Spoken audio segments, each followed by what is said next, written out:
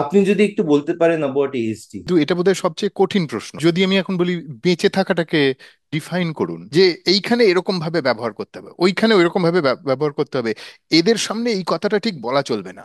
শুধু অসুবিধা দিয়েই কিন্তু অটিজমের ডেফিনিশন হয় না। আমরা তো আর বলবো না হাইট হচ্ছে একটা অসুখ।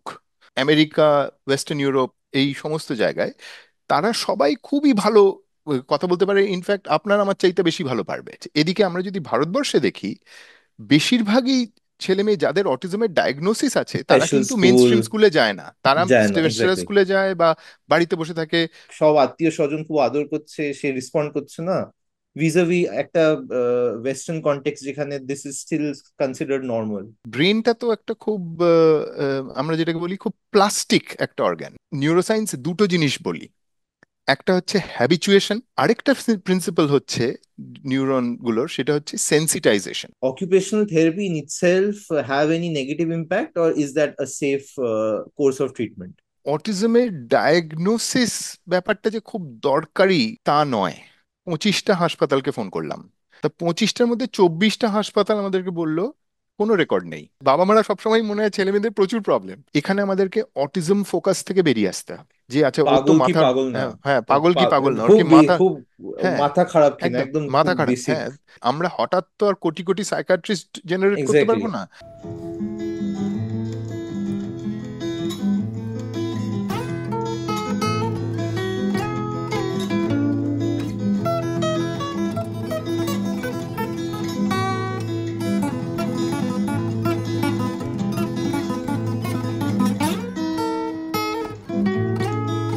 দি কফি হাউস এক্সপিরিয়েন্সে দর্শকদের আজকের পর্বে স্বাগত জানাই। আজকে আমাদের অতিথি ডক্টর ভীষ্মদেব চক্রবর্তী। আমি ওনার ফর্মাল ইন্ট্রোডাকশন দিয়ে শুরু করছি। Vishnudev Chakraborty is a professor of neuroscience and mental health and research director of the Center for Autism at the University of Reading, United Kingdom. His lab uses a range of techniques to measure behavior, autonomic, and neural activity. In parallel to his lab based work, Professor Chakraborty has been developing tools for neurodevelopmental assessments in low resource settings that can be administered by non specialists using mobile devices. His research is funded by grants from the Medical Research Council UK, Leverhulme Trust, British Council, and the European Research Council. In recognition of his contributions, he was awarded the Philip Leverhulme Prize in Psychology and elected to the Fellowship of the Young Academy of Europe. ওনার research interest মূলত mobile technologies, autism, empathy, social neuroscience নিয়ে। আর আজকের এপিসোডের main focus হবে autism, early stage autism, আর একটা public policy lens towards autism, যেখানে আমরা অটিজমকে অ্যাজ আ পাবলিক হেলথ প্রবলেমও দেখতে পারি in some sense, specially in settings like India where there is a lot of disparity between the cities and the villages. Professor Chakraborty, welcome to the show. নমস্কার। নমস্কার, thank you. তো আমরা একদম খুব basic একটা পয়েন্টে শুরু করি, অটিজমের ডেফিনিশনটা নিয়ে। মানে অটিজম বলতে অনেকজন অনেক কিছুই বোঝায়। কেউ কেউ বলে this spectrum includes any deviation from neurotypical behaviour. কেউ কেউ কিছু কিছু স্পিচ বা সেন্সরি ফাংশনের সাথে টাই ইন করে অটিজম বা এএসডি কে। আপনি যদি একটু বলতে পারেন about ASD, what do we mean by ASD, যদি খুব সংক্ষেপে বলতে পারেন। হ্যাঁ, নিশ্চয়ই। সেটা একটা শুরুর জন্য একটা খুব ভালো জায়গা। কিন্তু এটা বোধহয় সবচেয়ে কঠিন প্রশ্ন। মানে কারণ কি, যদি আমি এখন বলি বেঁচে থাকাটাকে ডিফাইন করুন, হ্যাঁ ঠিক কি কি জিনিসকে বলে বেঁচে থাকা, তো সেই রকম যেরকম একটা কঠিন ব্যাপার চলে আসবে। অটিজমের ডেফিনিশনটাও দশকে দশকে বদলাচ্ছে এবং বিভিন্ন দেশে একটু একটু আলাদা। যদিও আমরা চাই বেশিরভাগ ক্ষেত্রেই মোটামুটি একটা লোকেদের মধ্যে একটা একটা আন্ডারস্ট্যান্ডিং আছে, একটা মোটামুটি একটা কমন জায়গা আছে। তাতে যেটা দেখা যায় যে অটিস্টিক যারা ছেলে মেয়ে এবং যুবক যুবতী এরা, এদের কয়েকটা জায়গায় কিছু কিছু অসুবিধা হয় অনেক সময়। সোশ্যাল যোগাযোগ এবং সামাজিক ব্যবহার, আমরা যেগুলোকে সামাজিক ব্যবহার বলি, অনেক সময় তো সেগুলো আর কোথাও লেখা নেই। সুতরাং ওগুলো আমরা জাস্ট শিখে নিই, যে এইখানে এরকম ভাবে ব্যবহার করতে হবে, ওইখানে ওইরকম ভাবে ব্যবহার করতে হবে, এদের সামনে এই কথাটা ঠিক বলা চলবে না।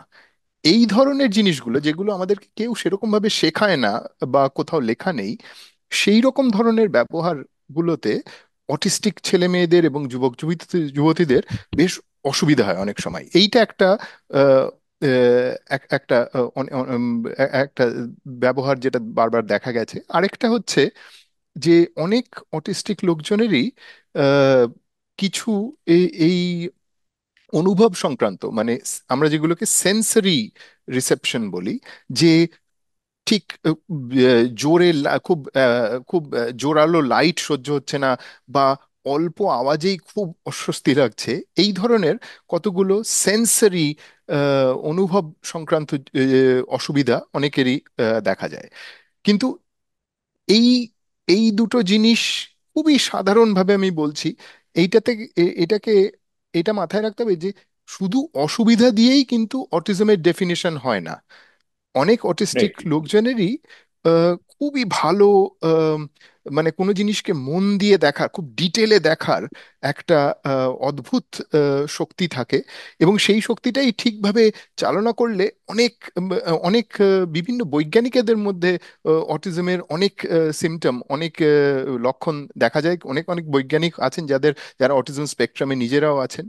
সুতরাং আইনস্টাইন, ইলন মাস্ক, মানে আজকাল যেগুলো আমরা খুব অনেকদেরকেই পপুলার বলা হয়। এক্সাম্পল। হ্যাঁ, অনেক, রাইট। হ্যাঁ হ্যাঁ, ইলন মাস্কের কথাটা আমি এখনো ঠিক জানি না ওনার কোনো ডায়াগনোসিস বা কিছু আছে কিনা, কিন্তু এই মানে একটা জিনিসকে, মানে অটিজম ধরনের আহ, একটা ক্যাটাগরিকে আমরা শুধু অসুবিধা দিয়েই সেটাকে ডিফাইন করব তা নয়।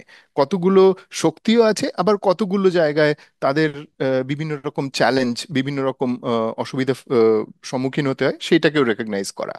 কিন্তু আমরা 1960-70 সালে যেটাকে অটিজম বলছিলাম আর এখন যেটাকে অটিজম বলি, তার মধ্যে কিন্তু আকাশ পাতাল পার্থক্য আছে। মানে কেমন জিনিসটা চেঞ্জ হয়েছে যদি আমরা একটা সিম্পল একটা এক্সাম্পল দেখি, লাইক আমি হ্যাঁ। যেভাবে অটিজমকে বুঝি, লাইক আপনার হুম। প্রথম মানে আমি এই কিছু কথা শুনে যে if we are modelling every individual as an agent, যে কিছু ট্রেড অফস বা কিছু পে অফ ফাংশন অনুযায়ী ফাংশন করছে, অটিস্টিক ইন্ডিভিজুয়ালদের ক্ষেত্রে সেই পে অফ ফাংশনে যে সোশ্যাল ডিমেনশনটা সেটা হয়তো একটু কম বা একটু ডিফারেন্ট ওদের পে অফ ফাংশনটা কম্পেয়ার টু আদার এজেন্টস। তো how has this definition evolved over time যদি একটু বলে। হ্যাঁ, এইখানে এখন আমি প্রথমে বলবো আমরা এখন কিভাবে বুঝছি, ওকে। তারপরে আমি একটা ঐতিহাসিক আহ, দৃষ্টিকোণ থেকে এটাকে উত্তর দেব প্রশ্নটার।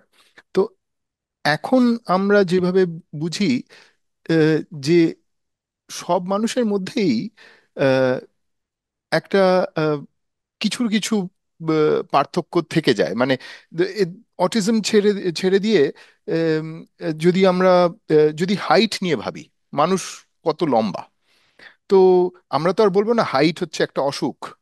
কিন্তু হাইটের একটা পুরো ডিস্ট্রিবিউশন আছে, কেউ কেউ খুব বেটে, কেউ কেউ খুব লম্বা, এবং বেশিরভাগ লোকেরাই একটা রেঞ্জের মধ্যে থাকে। এবার রাইট। যদি হয় যে কেউ খুব বেটে হয়ে গেলে বা খুবই লম্বা হয়ে গেলে, মানে 7-8 ফুট হয়ে গেল, বা কেউ যদি 1-1.5 ফুট হলো ডোয়ার্ফ তা, বা জায়ান্ট, ওই হ্যাঁ, ডেফিনেশন। সেইখানে সেইখানে গিয়ে তাদের অসুবিধাগুলো কিন্তু অনেক বেশি। তারা একটা ডাইমেনশনের দুটো এক্সট্রিমে, ওই ডিস্ট্রিবিউশনটার দুটো এক্সট্রিমে আছে। তো আমরা অটিজমকে এখন ওই রকম ভাবে বোঝার চেষ্টা করছি, এবং ওই মানে এখন ওই দিকেই আমাদের বিজ্ঞান এগিয়ে নিয়ে যাচ্ছে, যে অটিজমের যে উম, যেই যেই ডাইমেনশন গুলো ভিতরে আছে অটিজমের মধ্যে, ওটাকে আমরা দুটো বা তিনটে ডাইমেনশনে আমরা যদি ফ্র্যাকশনেট করি, ভেঙে দেখি, তাহলে দেখব যে এই সামাজিক এবিলিটিটা একটা ডাইমেনশন। কেউ কেউ খুব সামাজিক, কেউ কেউ একদম অসামাজিক, এইটা হচ্ছে পুরো জেনারেল সমস্ত মানুষকে যদি আমরা প্লট করি সেখানে। তো সেইখানে অটিস্টিকরা একটু হয়তো সামাজিক সামাজিক ইন্টারেস্ট বা সামাজিক এবিলিটি যেগুলোকে আমরা বলবো, তাতে হয়তো ওদের একটু বেশি অসুবিধার দিকে, তারা ডিস্ট্রিবিউশনের একটা দিকে থাকবে। আবার এই অ্যাটেনশন টু ডিটেল বা এই সেন্সরি ইন্টারেস্ট, এইগুলোতে আবার ওরা বেশির দিকে থাকবে অনেকে। তো সেই রকম ভাবে আমরা আহ, যদি এটাকে ভাবি, ডিস্ট্রিবিউশন গুলোকে যদি আমরা গাউসিয়ান ডিস্ট্রিবিউশন হিসেবে দেখি, সব বেল কার্ভ করে রয়েছে, রাইট, এগুলো সব রাইট। Overlapping গাউসিয়ানস effectively. তো ওকে। প্রত্যেকটা ডাইমেনশন একটা করে গাউসিয়ান, তার একটা করে ওভারল্যাপ হয়েছে, আর একটা জায়গায় গিয়ে ওভারল্যাপে সেখানে আমরা একটা র্যান্ডম লাইন কেটে দিই যে এরপরে এই ডিস্ট্রিবিউশনের এই লেভেলের থেকে কম হলে আপনার ডায়াগনোসিস থাকবে, এই লেভেলের থেকে কম বেশি হলে ডায়াগনোসিস থাকবে না, কিন্তু ওই লাইন কাটাটা পুরোপুরি আরবিট্রারি সেইখানে।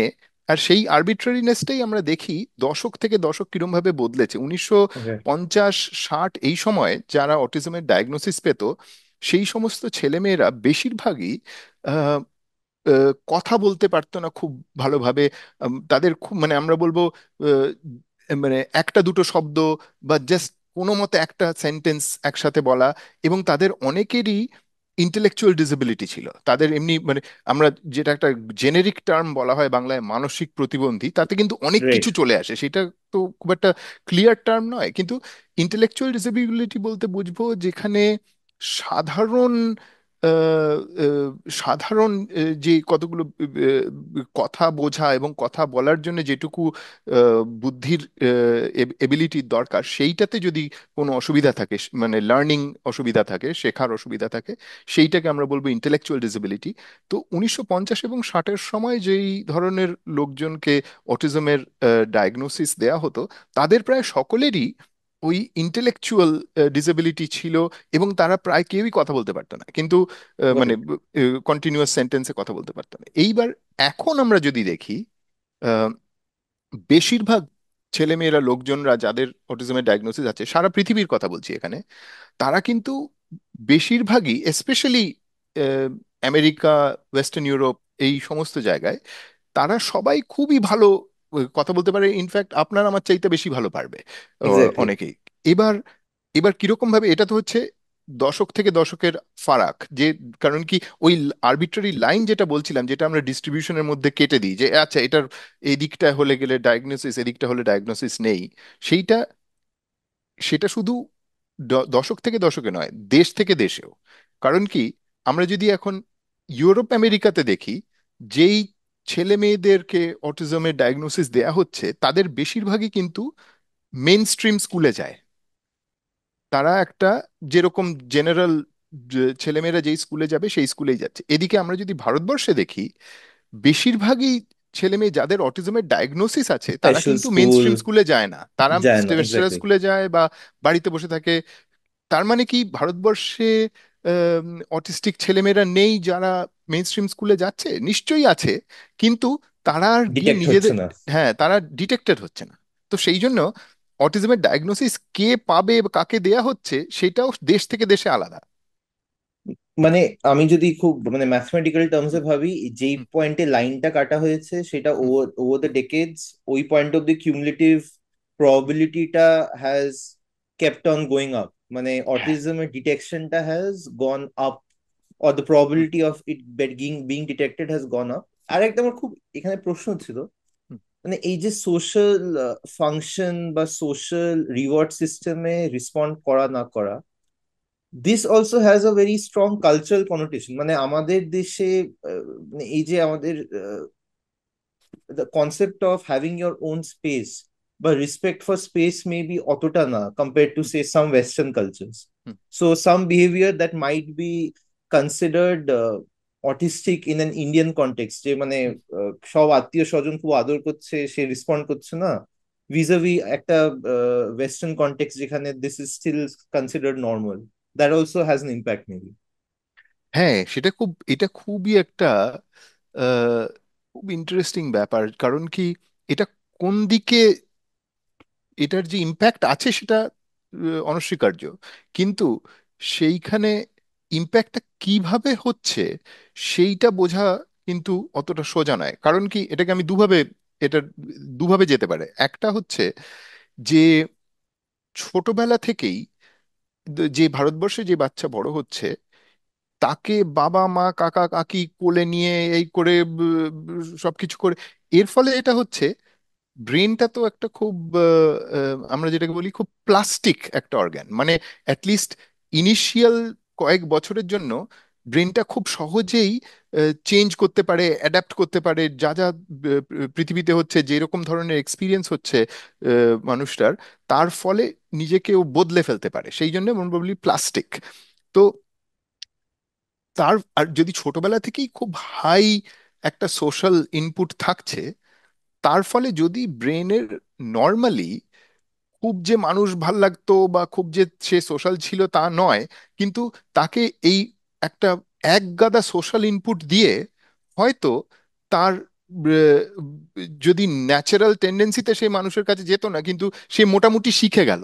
কারণ কি, তাকে অনেক কিছু ওভার ট্রেনিং করা হয়েছে। মানে যদি তার এবিলিটি বা ইনিশিয়াল মোটিভেশন কমও থেকে যায়, কিন্তু তাকে এত ট্রেনিং এর মধ্যে ফেলা হয়েছে, এত কটা সোশ্যাল ইন্টারাকশন হয়েছে, যে সে মোটামুটি একটা বুঝে গেল যে কিভাবে তাকে ন্যাভিগেট করতে হবে সোশ্যাল স্পেস। মাস্ক করতে পারছেন হ্যাঁ, সামথিংস। সেই আবার অন্য ঠিক উল্টোটাও হতে পারে, যে আচ্ছা এইটার যে ফ্লিপ সাইড হচ্ছে, ধরুন স্ক্যান্ডিনেভিয়ান কান্ট্রিজে যেখানে প্রচন্ড পার্সোনাল স্পেস বেশি, হ্যাঁ, সেইখানে তাকে বাচ্চাকে একদম কেউ কখনো মানে শুধু বাবা মা ছাড়া বা শুধু একদম ইমিডিয়েট ফ্যামিলি ছাড়া কেউ তার সঙ্গে খুব একটা বেশি ইন্টারাক্ট করছে না। বাচ্চা যদি নিজে থেকে না যায়, চাইল্ড লেড না হলে, যদি কেউ তার সাথে ইন্টারাক্ট না করে, এর ফলে যেটা হয়ে যেতে পারে যে ব্রেন বুঝে নিতে পারে যে আমার এইটুকুই আমার বৃত্ত, এর মধ্যে কেউ এসে কেউ যদি ঢুকে পড়ে তাহলে আমার খুব অসুবিধা হবে। এবং তার ফলে ব্রেনের ওই প্লাস্টিক ফেজটা শেষ হবার পরে, আহ, ওই প্রথম কয়েক বছরের পরে, তারপরে যদি অন্য লোকেরা তার বৃত্তের মধ্যে ঢুকে যায়, তখন যদি তার পার্সোনাল স্পেস ইনভেড করে, তাদের খুব বেশি অসুবিধা হবে। খুব কারণ কি অসুবিধা, হ্যাঁ, এক্স্যাক্টলি। তো এইটা হচ্ছে একটা অ্যাঙ্গেল। আরেকটা হতে পারে ঠিক উল্টো, যে হয়তো যেই বাচ্চার হয়তো জেনারেলি একটা সামাজিক সেটিং এর মধ্যে পড়ে আহ, একটু একটা অসুবিধা হয় বা তার তার অপছন্দ হয়, তাকে যদি ছোট থেকেই একগাদা অপছন্দের জিনিস দিয়ে দেওয়া হয়, তাহলে তার একটা ট্রমার মতন হয়ে যেতে পারে। যে আহ, সেটা মানে আমরা নিউরোসায়েন্স দুটো জিনিস বলি। একটা হচ্ছে হ্যাবিচুয়েশন। হ্যাবিচুয়েশন মানে হলো যে আমরা পৃথিবীতে একটা কিছু হচ্ছে, আর আমাদের নিউরনগুলো একবার ফায়ার করছে, এবার আবার সেম জিনিসটা হচ্ছে, নিউরনগুলো একটু কম ফায়ার করছে, আবার সেম জিনিসটা হচ্ছে, নিউরনগুলো আরো কম ফায়ার করছে। তার মানে নিউরনটা মোটামুটি শিখে গেছে যে এই জিনিসটা হলে আমাকে ফায়ার করতে হবে, আর এবার আমাকে বারবার ওই একই প্যাটার্ন হলে I don't fire that much, অতটা। এটা হচ্ছে হ্যাবিচুয়েশন, যে নিউরনের ফায়ারিং রেটটা কমে যাবে যেমনি যেমনি আমার হ্যাবিচুয়েশন হয়ে যায়। যদি হ্যাবিচুয়েশন হয়, তাহলে আমার প্রথম সিনারিওটা সেটা সত্যি হবে, যে ভারতীয় বাচ্চাদের সোশ্যাল সিস্টেমে হ্যাবিচুয়েশন হয়ে যাবে, সুতরাং তারা তাদের নিউরনগুলো অত ইয়ে অত অ্যাক্টিভ থাকবে না সোশ্যাল সেটিং এ, এবং অসুবিধা হয়তো কম হবে। তার আরেকটা প্রিন্সিপাল হচ্ছে নিউরন গুলোর, সেটা হচ্ছে সেন্সিটাইজেশন। সেন্সিটাইজেশনটা ঠিক উল্টো। সেন্সিটাইজেশন ইউজুয়ালি হয় ব্যথার ব্যথার ব্যথার কোনো স্টিমুলাস থাকলে। যদি আমি এই যে ধরুন এই ডেন্টিস্টরা অনেক সময় একটা একটা যন্ত্র নিয়ে আসে, যে এটা দিয়ে দাঁতের মধ্যে ওরা দাঁত পরিষ্কার করার জন্য, যেটা একটা ওয়ার্লিং নাইফের মতন জিনিস। এবার সেটাতে কি হয়, ওটাতে একটা সাউন্ড হয়, এটা খুব একটা একটা উইজিং সাউন্ড হয়, আর সেইটাতে মাঝে মাঝে ব্যথাও লাগে। এবার কি হচ্ছে, এটাতে যদি প্রথমবার যখন ব্যথা লাগলো নিউরনটা একটু ফায়ার করলো, সেকেন্ড বার যখন ব্যথা লাগলো নিউরনটা অনেক বেশি ফায়ার করলো, কারণ কি এটাতে অলরেডি একটা ভয়ের জিনিস তৈরি হয়ে গেছে। তার রাইট। তারপরে যেটা হলো যে ওটার আওয়াজ শুনলেই প্রচন্ড ব্যথা, মানে ওই নিউরনগুলো ফায়ার করতে শুরু করলো। এবার কি হচ্ছে, যে ওটা হ্যাবিচুয়েশন হওয়ার জায়গায় সেন্সিটাইজেশন হয়ে গেছে, যে যতটা নর্মাল রেসপন্স হওয়ার কথা ছিল তার থেকে বেশি একটা অ্যাভার্সিভ রেসপন্স তৈরি হয়ে যাচ্ছে। তো আমরা এই দুটো জিনিস, এই দুটো পোটেনশিয়াল এক্সপ্লেনেশন দুটো কিন্তু সম্পূর্ণ উল্টো দিকে যাবে। একদম। তো এইটাকে কেউ ফর্মালি এখনো পরীক্ষা করেনি, যে আমাদের ওই আর্লি সময়টা, মানে জন্মের কয়েক বছর পরে, তখন যদি অনেক লোকজনের সঙ্গে এক্সপোজার থাকে, তাহলে কি আমাদের সোশ্যাল ডেভেলপমেন্টটা, মানে যে একটা হ্যাবিচুয়েশনের মধ্যে দিয়ে গেলে, তাহলে আমাদের সোশ্যাল অসুবিধা পরে গিয়ে কম হয়, নাকি যদি আর্লি সময় অনেকজনের সঙ্গে এক্সপোজ করা হয়, তাহলে আমাদের পরে এই এই অসুবিধাগুলো বেশি হয়? আমার এখানে একটা প্রশ্ন ছিল। টিপিক্যালি যাদের যাদের অটিজম ধরা পড়ে বা যাদের কিছু টেন্ডেন্সিস থাকে টুয়ার্ডস অটিজম, তাদের as a matter of recourse বলে আপনার অকুপেশনাল থেরাপি করতে। টিপিক্যালি বাচ্চাদের মধ্যে দেখা যায় যে ওদের অকুপেশনাল থেরাপি করা, অ্যান্ড দ্য প্রমিসেস এটা করলে কিছু বছর দে উইল বিকাম নর্মাল, মানে যেগুলো একটু অটিজম স্পেকট্রামের ওভারল্যাপিং বিহেভিয়ার সেগুলো কমে যাবে। এখানে আমার একটা প্রশ্ন ছিল, if we are moving to model যেখানে অনেকগুলো ফলস পজিটিভ ডিটেক্ট হচ্ছে, মানে the detection threshold for autism is low, does occupational therapy in itself have any negative impact, or is that a safe course of treatment? তো আমার এখানে একটাই কথা বলবো যে অটিজমের ডায়াগনোসিস ব্যাপারটা যে খুব দরকারি তা নয়। আমাদের সবসময় ভাবা উচিত একটা ফাংশনাল লেন্স দিয়ে, যে ছেলেটির বা মেয়েটির বা মানুষটির কি নিয়ে অসুবিধাটা হচ্ছে। কারণ কি, Right. ধরুন আপনার এবং আমার দুজনেরই ধরুন অটিজম স্পেকট্রাম আছে, তার মানে যে আমাদেরকে দুজনেরই ঠিক অকুপেশনাল থেরাপি করতে হবে তা নয়। হতে পারে আমি অন্যের ইমোশন বুঝতে বা সামাজিক ব্যবহার করতে আমার অসুবিধা হয়, আপনার বেশি অসুবিধা হয় এই আওয়াজে, যে ছোট আওয়াজে প্রচন্ড অসুবিধা হচ্ছে। তো আপনাকে একটা সেন্সরি ইন্টারভেনশনের মধ্যে দিয়ে যেতে হবে, আমাকে একটা সোশ্যাল স্কিলস ইন্টারভেনশনের মধ্যে যেতে যেতে হবে। কোনো one size fits all autism intervention হয়নি এখন অবধি। এবার সেই যে কারণে এইটা হয় যে এটা সম্পূর্ণ আলাদা আলাদা রকমের সিমটোম্যাটিক ম্যানিফেস্টেশন হয়। সেই জন্য আহ, যেই সমস্ত ছেলে মেয়েদের অকুপেশনাল থেরাপি দরকার, সেটা সেন্সরি ইস্যুজের জন্য হতে পারে, সেটা অনেক সময় মোটর ইস্যুজের জন্য হতে পারে। অনেক বাচ্চা ছেলে মেয়েদের বা বড়দেরও মোটর কোঅর্ডিনেশন নিয়ে অসুবিধা হয় অটিস্টিক ছেলে মেয়েদের। তো অকুপেশনাল থেরাপি সেই সব নিয়েও হেল্প করতে পারে। এবং যদি মনে করা হয় যে ওই স্পেসিফিক ইস্যুগুলো অকুপেশনাল থেরাপি দিয়ে ঠিক হতে পারে, তাহলে অবশ্যই করা উচিত, এবং এটার কোনো নেগেটিভ সাইড এফেক্ট হয় না যদি, Got it. মানে যে, আর সেইখানে ডায়াগনোসিস আছে কি নেই তাতে আসলে খুব একটা কিছু ম্যাটারই করে না। মানে হতে পারে যে ছেলেটির বা মেয়েটির যদি ফর্মাল ডায়াগনস্টিক চুলচেরা বিশ্লেষণ হয়, তাহলে বোঝা যাবে যে আসলে ডেভেলপমেন্টাল কোঅর্ডিনেশন ডিসঅর্ডার, আসলে অটিজম নয়, বা আসলে Right. Social pragmatic communication disorder. এই সমস্ত ক্যাটেগরিক্যাল লেবেলগুলোর খুব যে মূল্য আছে ফর হেল্পিং দ্য পার্সন তা নয়। Got it. Got it. এখানে আমরা আহ, আরেকটা মিথে চলে আসি অটিজমে, যেটা অনেকজন জিজ্ঞেস করে। টিপিক্যালি বলা হয় যে অটিজম বাচ্চাদের মধ্যে ডিটেক্ট হয় and they can get it due to genetic factors, আর একটা হচ্ছে interaction with different environmental and social factors. মানে আপনি যদি একটু এক্সপ্যান্ড করতে পারেন যে what can cause autism. The genetic factor is something we still understand, মানে পরিবারের কারোর ছিল এরকম বিহেভিয়ার অ্যান্ড সেই বাচ্চাটার হয়েছে। But about environmental and social factor যদি একটু বলেন, what can lead to autism? হ্যাঁ, মানে এখানে বিভিন্ন রকম জিনিস আছে যে এইটা কিন্তু অটিজমের জন্য কোনো কিছু স্পেসিফিক নয়, সব কিছুই হচ্ছে আহ, একটা নেচার আর নার্চারের ব্যালেন্স খেলা। এটা এটা তো আহ, কেউ যদি বলে যে না এটা কোনো একটা জিনিস শুধুই জেনেটিক বা কোনো একটা জিনিস শুধুই এনভায়রনমেন্টাল, তাহলে সেটা একটু একটা এক্সট্রিম পজিশন হবে এবং ওটাকে সাপোর্ট করা যায় না। আমি একটু সোজা উদাহরণ দিচ্ছি। এই আমি যে বলছিলাম হাইটের কথা, একটা মানুষের হাইট, তাকে যদি ছোটবেলা থেকে খুব কম খেতে দেওয়া হয় তাহলে তো তার হাইট বাড়বে না খুব একটা। হুম। রাইট। তার যাই যতই ভালো জিন থাকুক না কেন, সে সে খুব বেশি লম্বা হতে পারবে না। আবার একটা মানুষ যার গত 6-7 জেনারেশন ধরে হাইটটা হয়তো খুবই বেটে, সে হঠাৎ প্রচুর খেলেও সে 6-7 ফুট লম্বা হয়ে যাবে না। তো একটা কিছুটা জেনেটিক কন্ট্রিবিউশন আছে আর কিছুটা এনভায়রনমেন্টাল কন্ট্রিবিউশন আছে। এবং সবচেয়ে ইম্পর্টেন্ট যেখানে এই এই এই ব্যাপারে সেটা হচ্ছে যে এই জেনেটিক এনভায়রনমেন্টাল কন্ট্রিবিউশনের যে দাঁড়িপাল্লাটা, ওটা কনস্ট্যান্ট নয়। ওটা প্রথম 2-3 বছরে ধরুন জেনেটিক ফ্যাক্টরটা খুব প্রমিনেন্ট। হ্যাঁ, ওটা হচ্ছে ইনিশিয়াল কি নিয়ে এসছে একটা বাচ্চা। হ্যাঁ, তাতে সে কতটা অন্যদের চোখের দিকে তাকাচ্ছে, অন্য সে কত তাড়াতাড়ি অন্যদের দিকে তাকিয়ে হাসছে, বা 6 মাস বয়সের মধ্যে অন্যদের দিকে পয়েন্ট করে কিছু দেখাচ্ছে কিনা, এগুলোর অনেকটাই জেনেটিক্যালি কন্ট্রোলড হচ্ছে।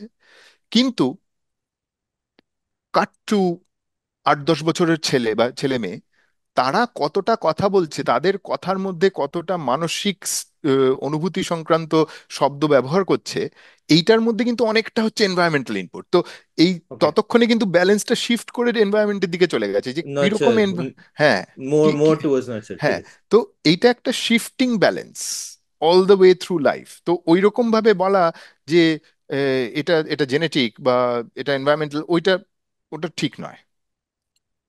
এখন আপনার অ্যাকচুয়াল ফিল্ড ওয়ার্কে আসি, যেটা আপনার একটা পেপারে আমি পড়েছিলাম। আপনি, আই থিঙ্ক দিস ইজ 2012-13, ওই সময় আপনি সাউথ কলকাতায় কিছু স্কুলে কাজ করেছিলেন, and you are tying up with schools to detect autism spectrum disorder amongst children. তো এখানে আমার কিছু প্রশ্ন ছিল।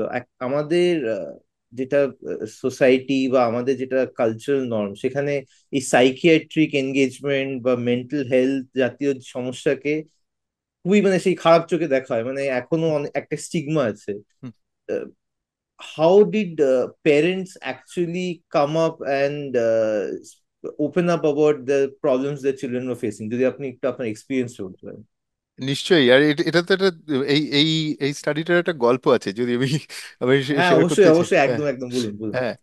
তো এটা আসলে, আমি তো ল্যাবে নিউরোসায়েন্স সংক্রান্ত কাজ করছিলাম, ব্রেন ইমেজিং করছিলাম, জেনেটিক্স করছিলাম কিছুটা, তারপরে গিয়ে মুখের মধ্যে ইলেকট্রোড টিলেকট্রোড লাগিয়ে সাইকোফিজিওলজি করছিলাম, ওই রকম ধরনের পুরোই ল্যাব বেসড কাজ।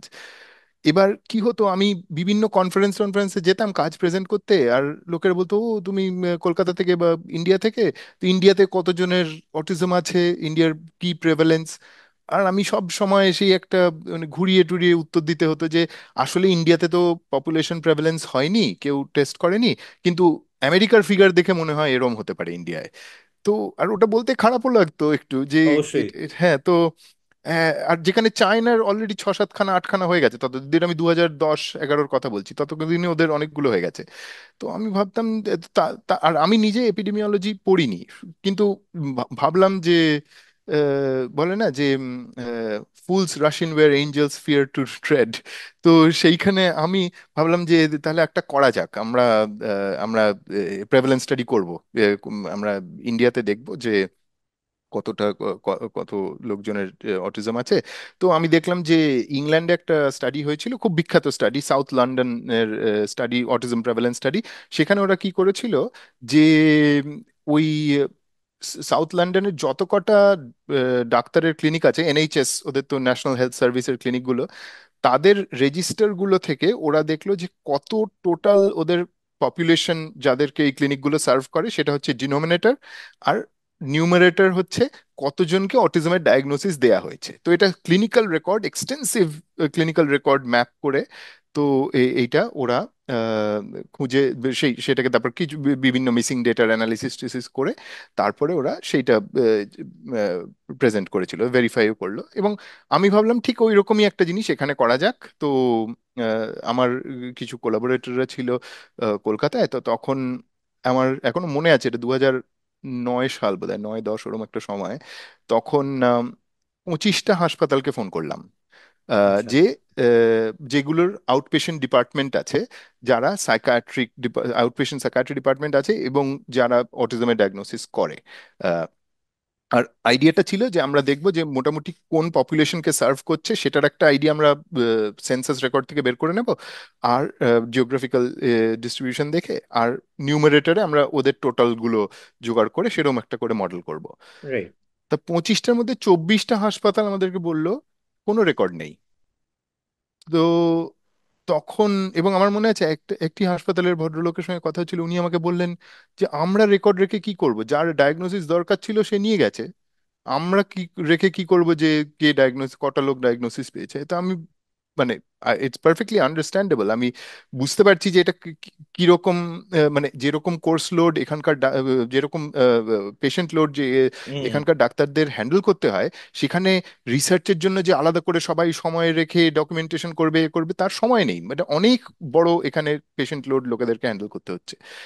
কিন্তু তার মানে যেটা হলো যে আমাদের ওই ইউকে আমেরিকার স্ট্র্যাটেজিটা যে জাস্ট গিয়ে হাসপাতালগুলো থেকে বা ক্লিনিক থেকে ডকুমেন্টগুলো তুলে আনবো আর তারপরে কিছু অঙ্ক করে বের করে দেবো অ্যানালিসিস করে, সেটা হবে না। তো হবে না। আমাদেরকে পপুলেশন লেভেলে ডোর টু ডোর যেতে হবে। তো সেইখানে আমরা ভাবলাম যে ঠিক আছে, তাহলে আমরা স্কুলগুলোতে যাব। তো স্কুলটা একটা রেস্ট্রিক্টেড এরিয়া, আর আমরা কতগুলো মিউনিসিপ্যাল বড় আইডেন্টিফাই করে সেখানে যত কটা স্কুল আছে সব কটাতে ঢুকবো। এবার তখন তখন বুঝতে পারলাম যে অটিজমের যে স্ক্রিনিং ডায়াগনোসিসের যে টুলগুলো আছে, যেগুলো gold standard tools for screening and diagnosis, সেইগুলো কোনোটাই বাংলায় বা হিন্দিতে অ্যাভেলেবল নয়। তো তখন 2-3 বছর লাগলো সেইগুলোর টুল, সেগুলোকে লাইসেন্স, সেইগুলোকে ট্রান্সলেট করে, ব্যাক ট্রান্সলেট করে, ভ্যালিডেট করে, লোকাল নর্মস ছাপিয়ে তারপরে আমরা 2012-13 ওই সময় শুরু করলাম আসল প্রেভেলেন্স স্টাডিটা। এবার আপনার প্রশ্নে আসি যে এটা কি করে হলো যে বাবা মারা বাবা মারা কিভাবে ইয়ে করলেন। কোনো কোয়েশ্চেনের কোনো আমরা তো বিভিন্ন সার্ভে পাঠালাম তো। আর শুধু বাবা মাদের পাঠালে হবে না, কারণ কি একটা জিনিস বারবার দেখা গেছে যে বাবা মারা, যদিও আমরা নিশ্চয়ই মনে করি এবং বিশ্বাস করি যে বাবা মারা তাদের ছেলে মেয়েদেরকে খুব ভালো চেনেন, কিন্তু বাবা মারা ইউজুয়ালি খুব বেশি ছেলে মেয়েদের চেনেন না। ইউজুয়ালি তাদের নিজেদের ছেলে মেয়েদেরকে চেনেন, আর তাদের চার চার চার পাঁচটা বন্ধু পাড়ার হয়তো এই কাকা কাকির ছেলে এই রকম, তাদের হয়তো total sample sample size set, ছোট। হ্যাঁ স্যাম্পল স্যাম্পল সাইজ সাইজ ছোট, খুব ছোট। বুঝেছি। সুতরাং যদি প্রশ্ন করা হয় বাবা মাকে যে ছেলেটির কি এইটা নিয়ে অসুবিধা হচ্ছে বা অন্য ছেলে মেয়েদের তুলনায় এ কিরকম করছে, সেটাতে বাবা মাদের ক্যালিব্রেশনটা খুব একটা ঠিক হয় না। তো ওরা ওভার এস্টিমেট করে না আন্ডার এস্টিমেট ওভার করে? এস্টিমেট করে।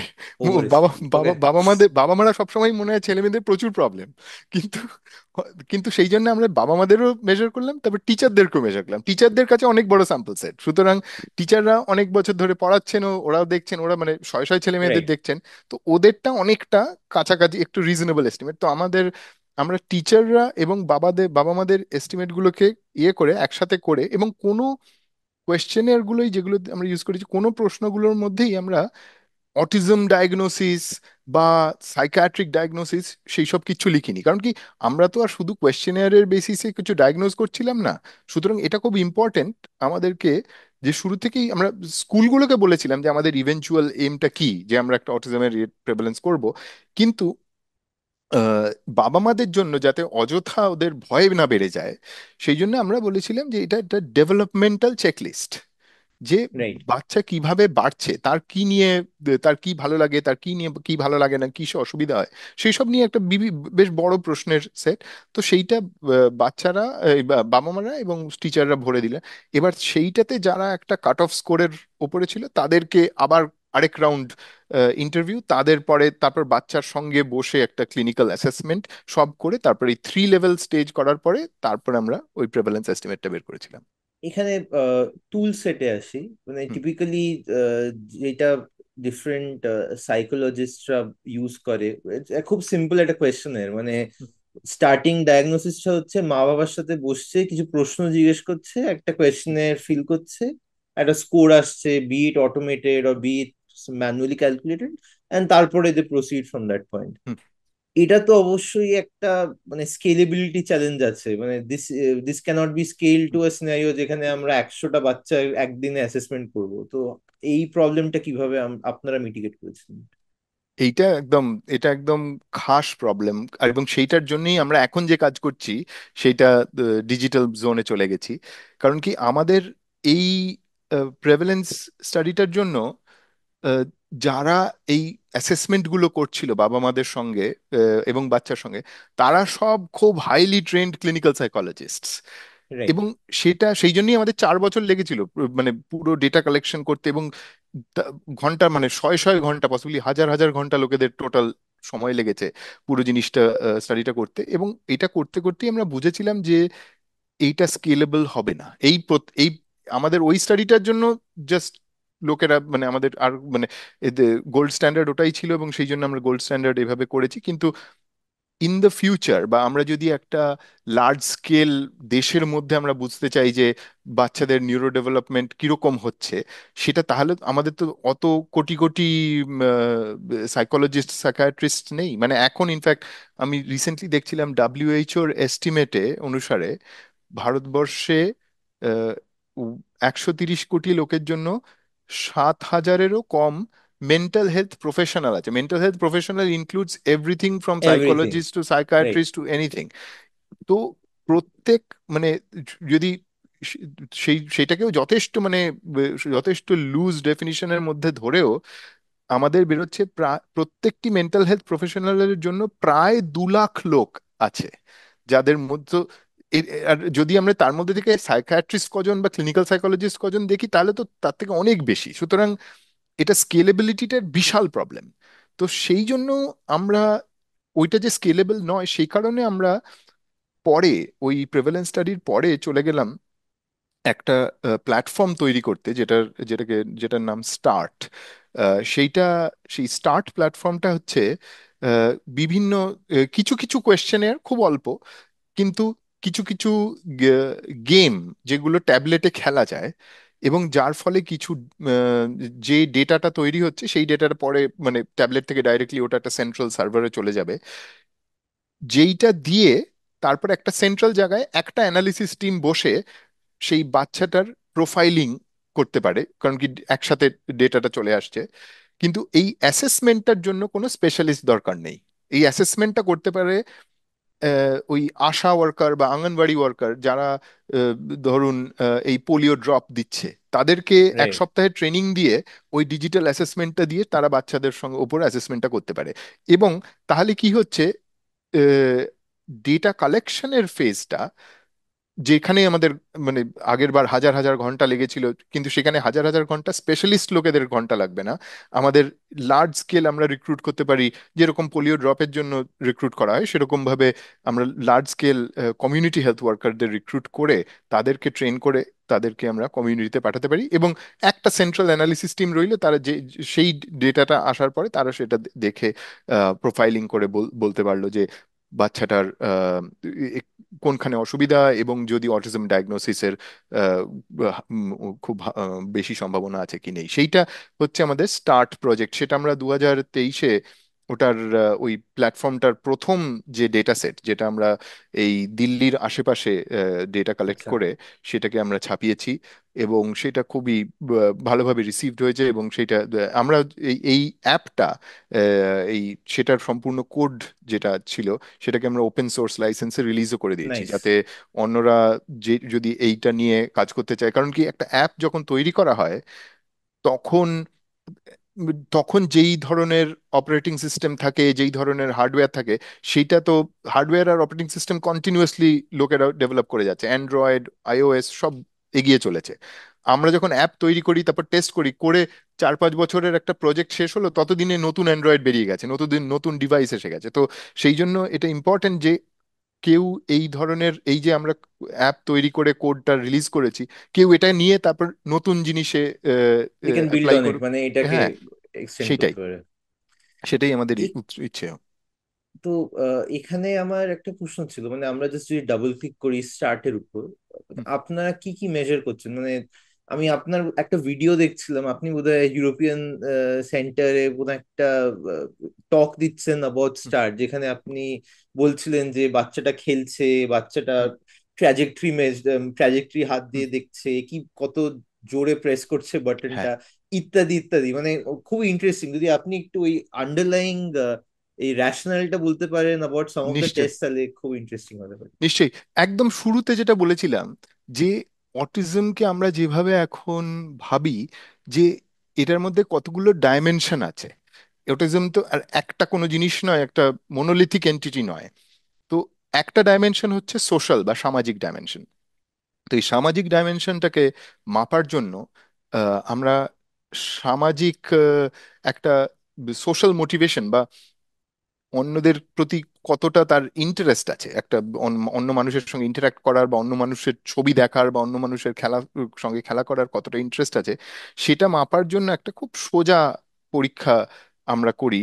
সেইখানে একটা স্ক্রিনের মধ্যে আমরা একদিকে আহ, বাচ্চারা খেলা করছে বা বাচ্চারা কিছু করছে সেটা, তার একটা ভিডিও দেখা যায়, আর অন্যদিকে হয়তো একটা সাইকেলের চাকা ঘুরছে বা একটা ওয়াশিং মেশিন বা একটা ফ্যান ঘুরছে এরকম দেখানো যায়। এবার অনেক অটিস্টিক বাচ্চারাই তারা এই সাইকেলের চাকা বা ফ্যান এইসব দেখতে বেশি পছন্দ করবে অন্য বাচ্চাদের খেলা দেখার চাইতে। এবার রাইট। এই জিনিসটাকে আমরা মাপি, কারণ কি আমরা আমরা অনেককে আমরা ভার্বালি জিজ্ঞেস করতে চাই না, আচ্ছা তোমার কোনটা ভালো লাগে, কারণ কি সে হয়তো বুঝতে পারলো না বা বলতে পারলো না, তাতে অনেক রকম। কিন্তু আমরা মাপি হচ্ছে বাচ্চাটা কোথায় দেখছে। এটাকে আমরা ডেভেলপমেন্টাল সাইকোলজিতে এটাকে বলি প্রেফারেন্সিয়াল লুকিং টেকনিক। এটা খুবই কমন একটা নর্মালি ল্যাবে যখন আমরা এটা মাপি সেটাকে আমরা আই ট্র্যাকিং দিয়ে মাপি, যে একটা আই ট্র্যাকার রাইট। থাকে তা দিয়ে আমরা দেখতে পারি যে কোথায় কতটা দেখছে। এই স্টার্ট প্ল্যাটফর্মটাতে যেটা খুব ইন্টারেস্টিং আমাদের একটা ডেভেলপমেন্ট করেছি, সেটা হচ্ছে যে এই ট্যাবলেটের যে ফ্রন্ট ক্যামেরাটা থাকে যেটা দিয়ে এখন আপনাকে আমাকে দেখা যাচ্ছে, সেই ফ্রন্ট ক্যামেরাটা আসলে কন্টিনিউয়াসলি আমাদের চোখের ভিডিও দেখছে এবং চোখটা রাইট। থেকে মাপতে পারছে যে, আইরিসটাকে। হ্যাঁ, ওকে। যে কোথায় ও বাঁদিকে দেখছে, যে সোশ্যাল জিনিসটাকে দেখছে না ডান দিকের জিনিসটাকে দেখছে। এইটা থেকে আমরা একটা ইন্ডেক্স, খুব রিলায়েবল ইন্ডেক্স তৈরি করতে পারি। তো এইটা হচ্ছে একটা সামাজিক মোটিভেশন বা সোশ্যাল মোটিভেশনের একটা ইন্ডেক্স হচ্ছে the social preference as measured through the preferential looking technique in okay. comparing social and non-social stimuli। এইটা হচ্ছে একটা আহ, একটা গেম বা পরীক্ষা। আরেকটা হচ্ছে দুটো বল এরকম উপর নিচে ঝাঁপাচ্ছে, বাচ্চাটাকে বলাবে তোমার যেই বলটা ভালো লাগে ওই বলটা প্রেস করো। তো প্রথম আহ, ধরুন একটা সবুজ একটা লাল, সবুজটা টিপলো, দেখলো অন্য বাচ্চারা খেলছে, সেই ছবিটা একটা ভিডিও চলে এলো। আর আরেকটা লাল বলটা টিপলো, সেটা টিপলে দেখতে পেলো যে কিছু জিওমেট্রিক প্যাটার্ন এদিক ওদিক হচ্ছে। এবার ও যদি বুঝে যায় যে সবুজ মানে এইটা আর লাল মানে ওইটা, তারপর আমরা ওকে বলবো তুমি এখন এটা নিয়ে খেলো, ট্যাবলেট নিয়ে খেলো। আমরা যেটা আসলে কাউন্ট করছি যে কিছুক্ষণ ওকে ট্যাবলেট নিয়ে খেলতে দেওয়ার পরে ও কতবার সবুজটা টিপেছে আর কতবার লালটা টিপেছে। তো গট ইট। যারা অটিস্টিক ছেলেমেয়েরা তারা ইউজুয়ালি ওই জিওমেট্রিক প্যাটার্নের বলটাকে বেশি টিপবে। এইটা আমরা আহ, দেখিয়েছি আগে একটা কাজে। আর ওকে। সেই জন্য এটাকেও এইটা একটা আরেকটা টেস্ট ওই স্টার্টের মধ্যে। এবার যেই টেস্টটার কথা আপনি বলছিলেন সেটা হচ্ছে মোটর এবিলিটি, কারণ কি মোটরটা হচ্ছে আরেকটা ডাইমেনশন, সামাজিক যেরকম একটা ডাইমেনশন, মোটর ডাইমেনশন হচ্ছে অনেক সময়ই অটিস্টিক লোকজনেদের একটা অসুবিধা হয় যে একটা আমরা যেটাকে সেন্সরি মোটর ইন্টিগ্রেশন বলি, যে আমরা একটা পয়েন্ট থেকে আরেকটা পয়েন্ট যদি আমাকে হাতটা নিয়ে যেতে হয়, আমাকে আমার হাতটা কোথায়, এটা কত দূর যাচ্ছে, কত স্পিডে আমাকে হাতটা নিয়ে যেতে হবে, কোনখানে গিয়ে থামতে হবে, এগুলোতে কিন্তু কন্টিনিউয়াসলি ব্রেনটা একটা ফরওয়ার্ড মডেল তৈরি করছে, তারপরে দেখছে কি ইনফরমেশন আসছে তার অনুসারে মডেলটাকে আপডেট করছে, এইভাবে চলতে থাকে। এবং এই যে ইন্টিগ্রেশন অফ যে যে আমার আমার চোখ থেকে যে ইনফরমেশনটা আসছে আর হাত থেকে হাত নাড়ানোর মোটর। যে হ্যাঁ মোটর ইনফরমেশন, এই দুটোকে যে একসাথে করে ফেলছে ব্রেনটা, এইটাতে অনেক অটিস্টিক লোকজনের অসুবিধা হয় বা ইন্টিগ্রেশনটা হয়তো একটু কম হয় বা অত তাড়াতাড়ি ওকে। হচ্ছে না। তো সেইটা মাপার জন্য আমরা একটা খেলা তৈরি করলাম যেখানে একটা প্রজাপতি উড়ে যাচ্ছে স্ক্রিনের উপরে আহ, একটা একটা র্যান্ডম ট্র্যাজেক্টরি দিয়ে। এবার বাচ্চাটাকে বলা হলো যে এই প্রজাপতিটাকে আঙুল দিয়ে ফলো করো।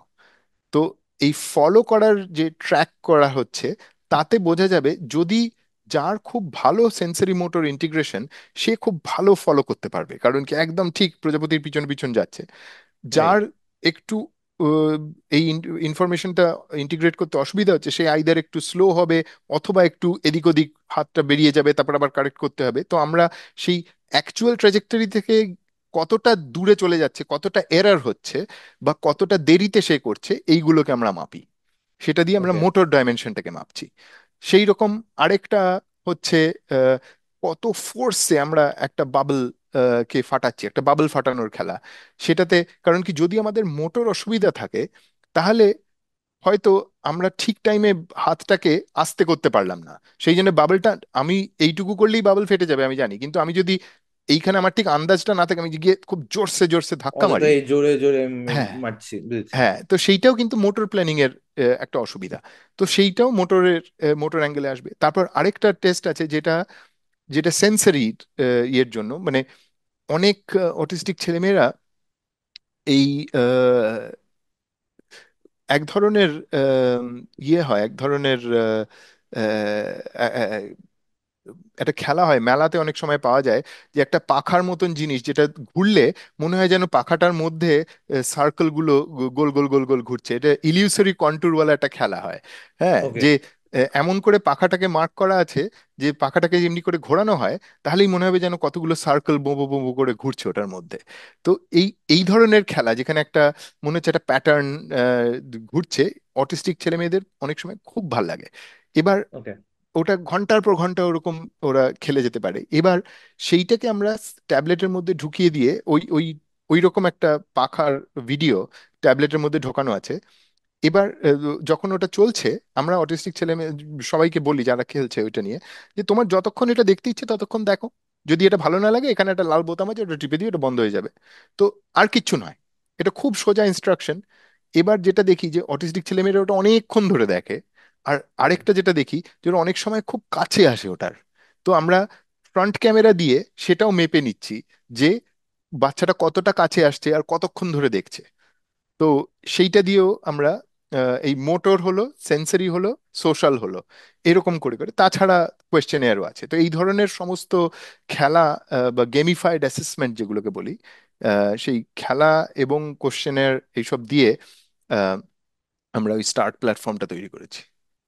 অ্যান্ড অবশ্যই এখানে নিশ্চয়ই আপনারা মেশিন লার্নিং বা এআই লেভারেজ করছেন টু লার্জ এক্সটেন্ট গেসিং। হ্যাঁ, তো তো আমরা যেটা দেখলাম যে কোনো এর মধ্যে যে কোনো একটা খেলা দিয়ে আমরা অটিজম বা নন অটিজম সেই ফারাকটা করতে খুব একটা সক্ষম নই। মানে 60%, 50%, অ্যাকিউরেসি। 55% এরকম চলছে। আমরা তিনটে গ্রুপে ছিল। এটা টু গ্রুপ ক্লাসিফিকেশন, এটা থ্রি গ্রুপ ক্লাসিফিকেশন, যে অটিজম, ইন্টেলেকচুয়াল ডিসেবিলিটি আর নিউরোটিপিক্যাল, এই তিনটে গ্রুপ ওকে। নেওয়া হয়েছিল। এবং তিনটে গ্রুপের মধ্যে 50-55%-এর মতো মধ্যে ঘোরাফেরা করছিল individual task, individual feature vector যেগুলোকে বলা হয়, যে একটা টাস্ক থেকে যা যা বেরোচ্ছে। হুম। এবার তারপরে দেখা গেল যে আমরা যদি সমস্তগুলোকে একসাথে কম্বাইন করে দিই তাহলে আমরা খুবই ভালো, প্রায় 80%-এর কাছাকাছি, বোধহয় অ্যাকচুয়াল ফিগারটা বোধহয় 78.4% না 78.6%, এরকম একটা থ্রি গ্রুপ ক্লাসিফিকেশনে এটা 70 ওইখানে পৌঁছেছে। আর যদি শুধু টু গ্রুপ দিই তাহলে 85% কাছাকাছি, যে অটিজম বা ইন্টেলেকচুয়াল ডিসেবিলিটি অথবা নিউরোটিপিক্যাল, এই দুটো, এই টু গ্রুপ ক্লাসিফিকেশন হলে 85%-এর কাছাকাছি ক্লাসিফিকেশন অ্যাকুরেসি। এবং এটাকে বোঝার জন্য, মানে to put it in context আর কি, আমরা যদি এমআরআই ব্রেন ইমেজ ইউজ করি, স্ট্রাকচারাল ব্রেন ইমেজ, হ্যাঁ, যে ব্রেনের কোন স্ট্রাকচারের কত ভলিউম, তাহলে টু গ্রুপ ক্লাসিফিকেশন এখন অবধি বেস্ট যেগুলো দেখা যাচ্ছে সব 80%-এর কাছাকাছি। ওকে। তো এমআরআই স্ট্রাকচারাল দিয়ে 80% ক্লাসিফিকেশন অ্যাকুরেসি, আর আমাদের ট্যাবলেট বেসড টাস্ক দিয়ে আমরা 84-85-র কাছাকাছি ঘোরাফেরা করছি। তো তো সেইখানে তো I think it's very comparable in the context of what we have currently. Cost scalability তো তুলনাই হয় না, মানে এটা তো তুলনাই হয় না অবশ্যই। হ্যাঁ, তো এমআরআই এর তো প্রচুর দাম। এটা হচ্ছে একটা ন্যাচারাল সেগওয়ে আমাদের মেইন টপিকে, যেটা হচ্ছে এই public health dimension of autism.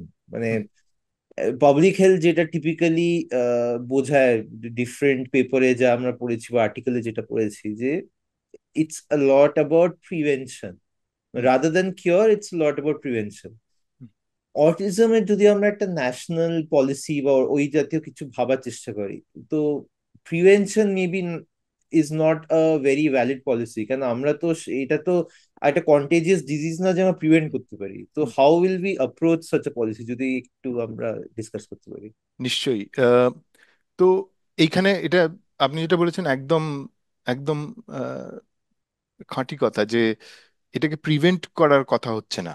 এবং অটিস্টিক মানুষেরা আমাদের সমাজে অনেকে অনেক কিছু কন্ট্রিবিউট করছেন এবং করতে থাকবেন। এক্স্যাক্টলি। সেইটাকে সেটাকে সেলিব্রেট করা এবং সেটাকে সাপোর্ট করা আমাদের পাবলিক হেলথ পলিসির তরফ থেকে দেখতে গেলে মেইন উদ্দেশ্য হওয়া উচিত কিভাবে অটিস্টিক লোকজনের অসুবিধাগুলোকে কম করা যায় এবং কিভাবে সাপোর্ট করা যায়। এবার এইটাও আমাদের বুঝতে হবে যে সবার সাপোর্ট নিডগুলো আলাদা। যে কারুর কারুর সোশ্যাল সামাজিক জিনিস সম্বন্ধে সাপোর্ট দরকার হবে, কারুর কারুর সেন্সরি ইস্যুস নিয়ে, কারুর কারুর মোটর ইস্যুস নিয়ে। তো এটাকে পাবলিক স্কেলেবল একটা অ্যাপ্রোচ কিভাবে করা যায়। আমার নিজের আহ, আহ, দৃষ্টিভঙ্গি হচ্ছে এখানে আমাদেরকে অটিজম ফোকাস থেকে বেরিয়ে আসতে হবে। ওকে। আমাদেরকে ভাবতে হবে যে যে মানুষের যে মানসিক এবং সাধারণ জীবন সেইখানে কি কি ডাইমেনশন আছে। যে life of the brain and the mind যদি আমরা ভাবি, তাহলে তাকে আমরা কি কি ডাইমেনশনে ভাগ করতে পারি। একটা হচ্ছে কগনিশন, রাইট। কগনিটিভ এবিলিটি, হ্যাঁ, তাতে অঙ্ক ভালো করতে পারছো কিনা, কথা ভালো বলতে পারছো কিনা, সেই সব জিনিস। হ্যাঁ। আহ, একটা হলো সোশ্যাল, যে অন্য বাচ্চাদের সঙ্গে, অন্য ছেলে মেয়েদের সঙ্গে কথা বলতে পারছে কিনা, খেলতে পারছে কিনা, আহ, মিলেমিশে শেয়ার করছে কিনা, সেই সমস্ত জিনিস। একটা আচ্ছা। হলো মোটর, হাঁটা চলা, ছোট ছোট হাতের কাজ, গ্রোস মোটর, ফাইন মোটর, সেই সবগুলো কিরকম হচ্ছে। একটা হলো সেন্সরি, যে আওয়াজ টাওয়াজ ঠিক মতন শুনতে পাচ্ছে, দেখতে পাচ্ছে, এবং তাতে খুব বেশি অসুবিধা হচ্ছে কিনা। এইগুলো আমাদেরকে, এই ডাইমেনশন গুলোকে, এই যে আমাদের আহ, মানসিক ও জাগতিক জীবনের ডাইমেনশন গুলোকে আমরা যদি আইডেন্টিফাই করে নিই যে চারটে বা পাঁচটা এরকম কি ডাইমেনশন আছে, এই ডাইমেনশন গুলোতে আমরা সবাই আলাদা আলাদা পার্থক্যের জায়গা থেকে থাকি। এবং এইগুলোর একটা স্ট্যান্ডার্ড অ্যাসেসমেন্ট আমাদের ছোটবেলা থেকে, যেরকম আমাদের বাচ্চাদেরকে হাইট আর ওয়েটের অ্যাসেসমেন্ট হয়, হ্যাঁ, যখন যে রাইট। বাচ্চা ঠিক মতন বাড়ছে কিনা, 3 মাস বয়স, এতটা লম্বা হওয়া উচিত, এতটা ভারী হওয়া উচিত, সেটা স্টান্টিং এ যেগুলো হচ্ছে হ্যাঁ, টিপিক্যাল এক্স্যাক্টলি। তো অ্যাসেসমেন্ট, রাইট। সেই ধরনের অ্যাসেসমেন্ট আমাদের, নিউরো ডেভেলপমেন্টাল অ্যাসেসমেন্ট আমরা যেটা বলতে চাই, এই multi domain neuro developmental assessment যদি করা হয়, তাহলে আমরা যেটা বুঝতে পারবো যে একটা বাচ্চা হতে পারে তার সোশ্যালি সে দারুণ করছে, কিন্তু তারপর দেখা গেল তার আসলে মোটরিক্যালি খুব অসুবিধা আছে, বা তার তার হয়তো কগনিশনটা খুব ডিলেড, সে হয়তো ইন্টেলেকচুয়ালি ডিসেবলড হবে। তাকে যদি এখন তার জন্য ডায়াগনোসিস খোঁজা হয়, লোকের বলবে আচ্ছা হ্যাঁ ও তো ইন্টেলেকচুয়াল ডিসেবিলিটি আছে কিন্তু অটিজম নেই। ডায়াগনোসিসটা দিয়ে তো আমাদের কোনো সাপোর্ট স্ট্রাকচার হচ্ছে না। আমার এক্স্যাক্টলি। কথা হচ্ছে যে আমরা যদি এইরকম একটা স্ট্যান্ডার্ড ফ্রেমওয়ার্কের অ্যাসেসমেন্ট করি, multi dimensional multi domain assessment, তারপরে ডিপেন্ডিং অন রিসোর্সেস আমরা ইন্টারভিন করব। মানে এটার এক্সাম্পল দিচ্ছি, যে ধরুন আমরা আহ, যেই ধরনের আহ, এই যে সোশ্যাল এবিলিটি বলছি, সোশ্যাল এবিলিটির আমরা কতগুলো নর্মেটিভ রেফারেন্স কার্ভ তৈরি করলাম। যে আমরা জানি যে আহ, যে ধরুন যেই বাচ্চা সে দারুণ খেলছে, অন্যদের সঙ্গে সবার সঙ্গে শেয়ার করছে, কথা বলছে, হাসি খুশি আছে, বন্ধু বানাচ্ছে, সে হচ্ছে ধরুন 90th পার্সেন্টাইল। তারপর যেই বাচ্চা খুবই একলা থাকছে, বা কারুর সঙ্গে কথা বলতে পারছে না, বা লোক চোখের দিকে তাকাচ্ছে না, বা খুব অসুবিধা হচ্ছে সোশ্যালি, সে হয়তো 5th বা 10th পার্সেন্টাইল। এরকম এরম করে কাউকে কোনো ডায়াগনস্টিক লেবেল সাঁটিয়ে না দিয়ে আমরা প্রত্যেককে এরকম করে একটা অ্যাসেসমেন্ট যদি শুরু করা হয় রেগুলারলি, পাবলিক হেলথ প্রোগ্রামের থ্রু দিয়ে, যে সবাইকে এই মাল্টি ডোমেন অ্যাসেসমেন্ট করা হবে, তাতে বোঝা যাবে যে কোন কার্ভের কোথায় কত পার্সেন্টাইলে কে আছে। এইবার ধরা যাক যে আমরা সুইজারল্যান্ড বা প্রচন্ড ধনী একটি দেশ, এক্স্যাক্টলি। সেইখানে সুইজারল্যান্ড ধরা যাক ডিসাইড করলো যে আমাদের প্রচুর রিসোর্স আছে, আমরা 10th পার্সেন্টাইল বা 20th পার্সেন্টাইলের তলায় কেউ আর থাকলেই তাকে আমরা সাপোর্ট দেব। সেটা কোন ডোমেনে হলো, ধরো মোটর ডোমেনে যদি সে 20th পার্সেন্টাইলের তলা থাকে তাকে আমরা অকুপেশনাল থেরাপি দিলাম, এ দিলাম। যদি সোশ্যাল ডোমেনে 20th পার্সেন্টাইলের তলায় থাকে তাকে সোশ্যাল স্কিলস সাপোর্ট দিলাম, সেরম করে হলো। তো এক্স্যাক্টলি ওই পজিশন দিয়ে আমরা, এবার আমরা যদি আফ্রিকার কোনো দেশ, ওই মালাউই যেখানে আমি কাজ করছি ইনফ্যাক্ট এখন, ওকে। সেইখানে আম, সেখানে ওদের পাবলিক হেলথ সিস্টেমের কাছে অতটা বাজেট নেই, ওরা বললো আমরা ফিফথ পার্সেন্টাইলে ইন্টারভিন করব, যে গট ইট। আরো সিভিয়ারলি এফেক্টেড হয় তাহলেই আমরা গভর্নমেন্টের রিসোর্স লাগাবো। তো সেইখানে ইন্ডিয়ার বা বিভিন্ন স্টেটের যে যেরকম রিসোর্স, ইন্ডিয়ার মধ্যে বিভিন্ন স্টেটের যেরকম হেলথ রিসোর্স, সেই অনুযায়ী তারা ডিসাইড করতে পারে যে প্রোফাইলিংটা সবাই করলো, সবাই এক প্রোফাইলিং করলো, এবার কোন স্টেজে, কোন কোনখানে গিয়ে সে ইন্টারভিন করবে, যা যেই স্টেটের কাছে যত বেশি হেলথ বাজেট বা যে অ্যালোকেট করতে পারে সে সেই তত উপরে গিয়ে ইন্টারভিন করলো পার্সেন্টাইল কার্ভসে। তো সেই রকম আমার কাছে মনে হয় এই, আর ইন্টারভিন করাটার এই জন্যই বলছি যে একটা অকুপেশনাল থেরাপি বা একটা সোশ্যাল স্কিলস ট্রেনিং বা কগনিশন, কগনিটিভ ডেভেলপমেন্ট সাপোর্ট করার জন্য মানে অ্যাসিস্টেড, মানে লার্নিং অ্যাসিস্ট্যান্স, এই সমস্ত জিনিসগুলো, এগুলো তো আর ফার্মাকোলজিক্যাল ইন্টারভেনশন নয় যে এইটা দিয়ে দিলে সাইড এফেক্টে অন্য কিছু খারাপ হয়ে গেল, সেটা তো নয়। মানে the chances of a false positive who's receiving an intervention is very low, মানে chances of them having a negative effect is very low। Negative impact is low, যেটা হ্যাঁ, আমরা প্রথমে ডিসকাস হ্যাঁ, করছিলাম যে অকুপেশনাল থেরাপির তো কোনো সাইড এফেক্ট নেই as না, such. Say if say it's a যদি ফলস করে পজিটিভ ডায়াগনোসিস করলো, ইটস ফাইন। কিছু কিচ্ছু এসে যাবে না তাতে। হ্যাঁ, তো সেই জন্য পাবলিক হেলথের পার্সপেক্টিভে আমার মনে হয়, কারণ কি যেই মুহূর্তে আমাদের পুরো পাবলিক হেলথের সিস্টেমটা খালি এই বাক্সের মধ্যে ঢোকানোর চেষ্টা করে যে এইটা অটিজমের বাক্স, এইটা স্পেসিফিক লার্নিং ডিসেবিলিটি ডিসঅর্ডারের বাক্স, এইটা অন্য কিছুর বাক্স, সেই মুহূর্তে বাক্সের সংখ্যা তো বেড়েই যাবে। বাক্স তো মানে একটার পর একটা বাক্স আছে।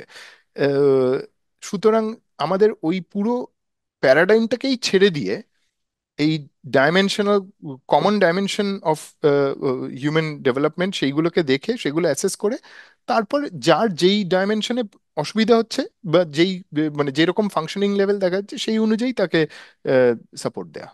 এখানে আমার একটাই ফলো আপ প্রশ্ন ছিল অ্যাকচুয়ালি। মেন্টাল হেলথ বা এই যে একটা পুরো এডিফিস, সাইকোলজিক্যাল বা সাইকিয়াট্রিক সার্ভিসেস এডিফিস, আমাদের দেশে একটা তো বাজেট কনস্ট্রেন্ট বাট আরেকটা মেজর ফ্যাক্টর হচ্ছে এই এডিফিসটা জাস্ট এক্সিস্ট করে না প্রায় মেট্রো শহরের বাইরে। আমার প্রশ্ন হচ্ছে, ধরে নিই আমি বেঙ্গল, মানে ধরে নিন ওয়েস্ট বেঙ্গলেরই কথা বলছি। আমরা, আমাদের গভর্নমেন্ট ডিসাইড করলো যে আমরা এরকম নিউরো বিহেভিয়ার বা চাইল্ড ডেভেলপমেন্টের এই প্যারামিটার গুলো মাপবো। আর যখনই একটা সার্টেন থ্রেশহোল্ডের বাইরে যাচ্ছে প্যারামিটার গুলো, we choose to intervene. For the government to intervene in Kolkata is a much easier lift than say intervening in Darjeeling or intervening মানে গ্রাম বাংলা ইন জেনারেল। মানে দার্জিলিং তো তাও একটা মানে অনেকটাই আরবানাইজড একটা আমি এক্সাম্পল দিলাম। How do you circumvent that? মানে একটা আমি ভাবছিলাম যে ডিটেকশনের অ্যাসপেক্টে আপনারা খুব কাজ করছেন, এই ট্যাবলেট বানাচ্ছেন, and you are leveraging technology to detect, which is a great thing. The second aspect is stepping in and intervening where you help the autistic child যার early detection হয়েছে to mitigate some of the problems she might face. Typically যেটা শহরে হয়, occupational থেরাপিস্টরা করে বা সাইকিয়াট্রিস্টরা এই পুরো life সাইকেলে ইনভলভ হয়। এখানে কি আশা ওয়ার্কার্স বা ইনফ্যাক্ট এই বাচ্চাটার মা বাবা can step in in some sense? একদম, আপনি উত্তরটা নিজেই বলে দিয়েছেন, খুব ভালো। কারণ কি এই আচ্ছা, ধরনের ওকে। কাজ হচ্ছে এবং আমিও এটার সঙ্গে যুক্ত, যে ওকে। অটিজমের কনটেক্সটে স্পেসিফিক্যালি যে একটা ট্রায়াল হয়েছে, কম্পাস বলে একটা ট্রায়াল হয়েছে, যেটা ওকে। এখনো, যেটার রেজাল্টগুলো এখনো ছাপানো হয়নি। কিন্তু এটাতে আর কি একটা social intervention, social skill intervention, তাতে কি হচ্ছে যে বাবা মাদেরকে শেখানো হচ্ছে কিভাবে বাচ্চার সঙ্গে খেলে সোশ্যাল স্কিলস গুলোকে, ওগুলোকে আরো ভালো করতে হয়, এবং বাবা মারা নিজেদের খেলার ভিডিও, বাচ্চার সঙ্গে খেলার ভিডিওটা ভিডিও করে পোস্ট মানে শেয়ার করছেন একটা সেন্ট্রাল টিমের সঙ্গে। নোডাল এবার সেন্টারের সাথে বুঝেছি। হ্যাঁ, এবার নোডাল সেন্টার তাদেরকে ফিডব্যাক দিচ্ছে যে বাবা মারা প্রথমে একটা ইন পার্সন ট্রেনিং এ যাচ্ছে, তারপর খেলা বিভিন্ন সেশন খেলছে, তারপর তাদের ভিডিও মাঝে মাঝে ভিডিও শেয়ার করছে, এবার ভিডিও নিয়ে ফিডব্যাক হচ্ছে যে এই যেটা করছো এটা ঠিক নয়, এটা এরকম ভাবে করো এটা। তারপর আবার খেলছে, আবার 6-7 সপ্তাহ খেলছে, কয়েক সপ্তাহ খেলছে, তারপর এমনি করে করে ট্রেনিংটা। এইভাবে করলেই হবে, আমরা হঠাৎ তো আর কোটি কোটি সাইকাট্রিস্ট জেনারেট করতে এক্স্যাক্টলি, পারবো না। তো এক্স্যাক্টলি। বাবা মাদের বা কেয়ার গিভারদের বা এই আশা ওয়ার্কার, অঙ্গনওয়াড়ি ওয়ার্কার, এদের মধ্যে এর ইন্টারভেনশনের স্পেসে আমার মনে হয় বাবা মাদের রোলটা মানে সবচেয়ে বেশি ইম্পর্টেন্ট।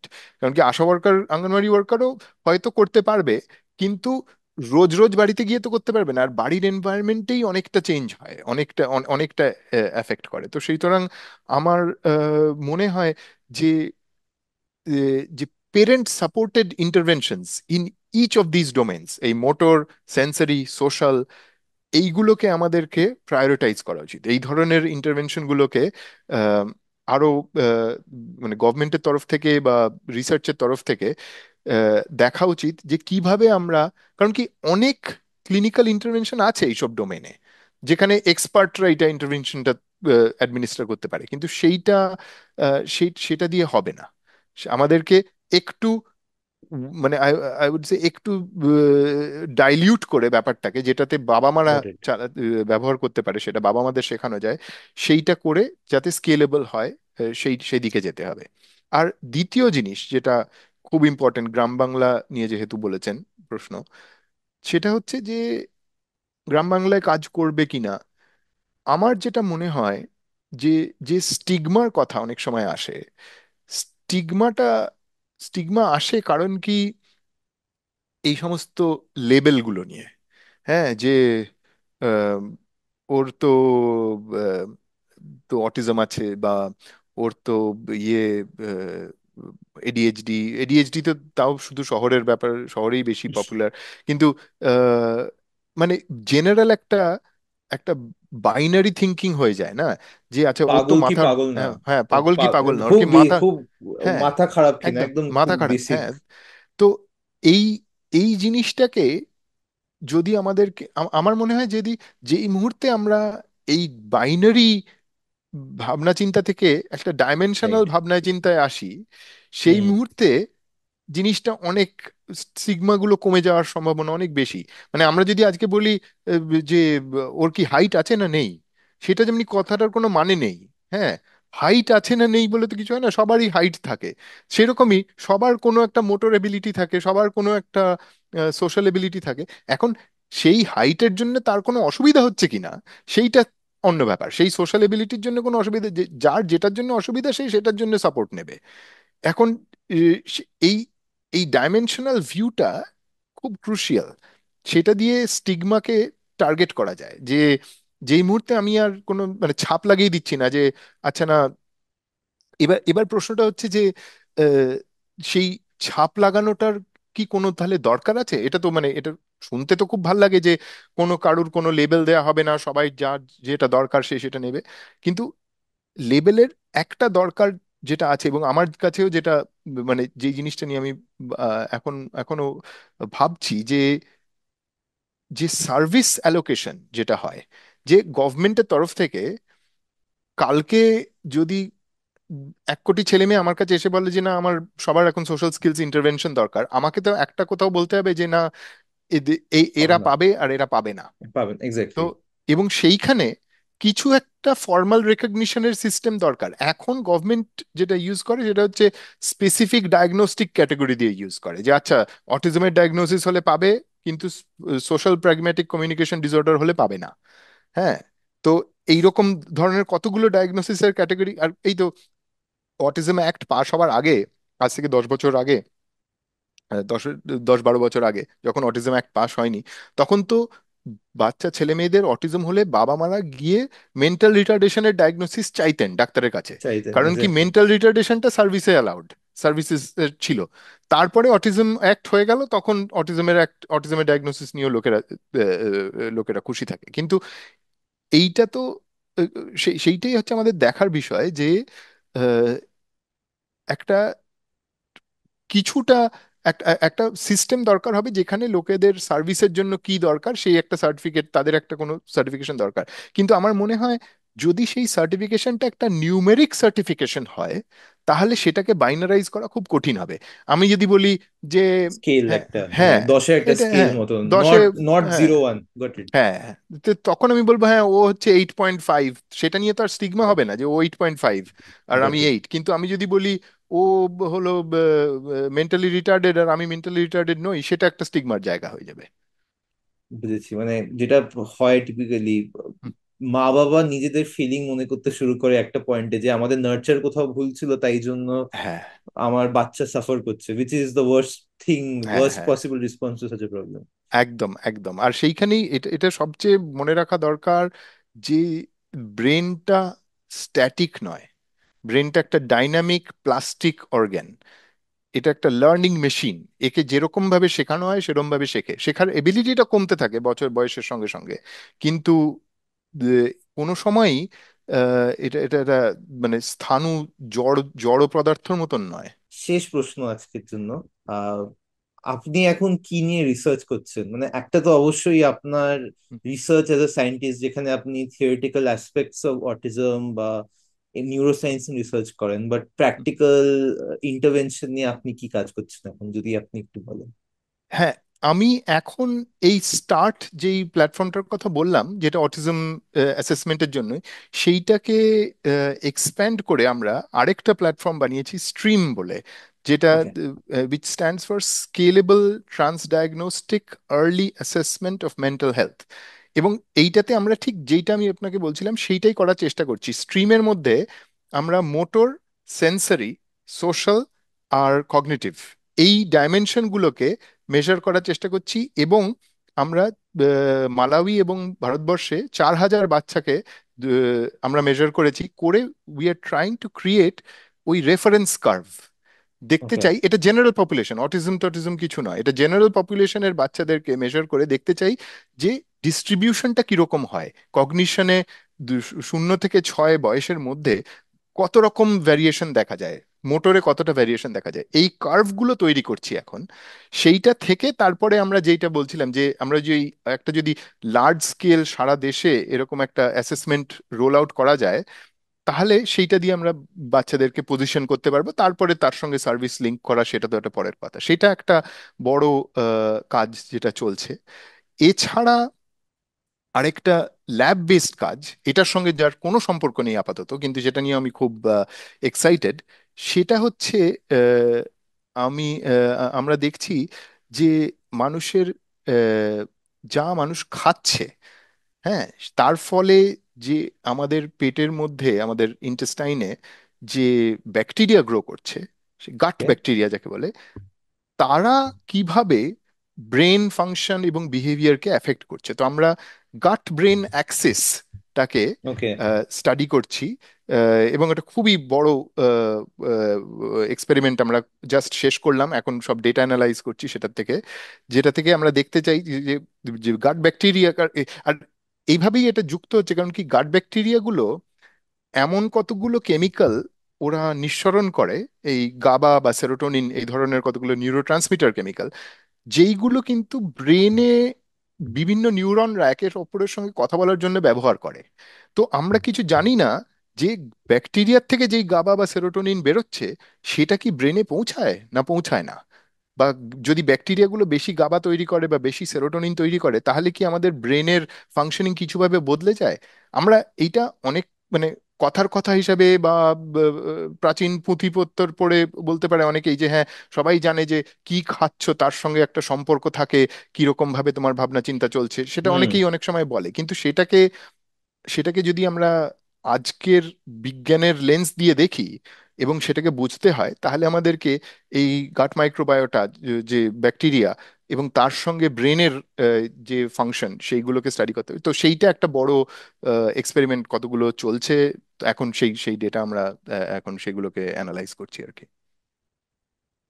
খুব ভালো লাগলো doctor Chakraborty, thank you so much. আজকে আপনি অনেক সময় দিয়েছেন আমাদের। আশা করি যারা এই এপিসোডটা শুনবে, একে তো আপনাদের ইনিশিয়েটিভের ব্যাপারে জানতে পারবে, মোর ইম্পর্টেন্টলি এই অটিজম নিয়ে কিছু যে মিথ আছে, মানে শিক্ষিত সমাজেও অনেকগুলো মিথ আছে, সেগুলো আশা করি ভাঙবে। More power to you and your team for future work, and all the best. Thank you so much. Thank you, thank you so much, bye bye. Thank you. Bye.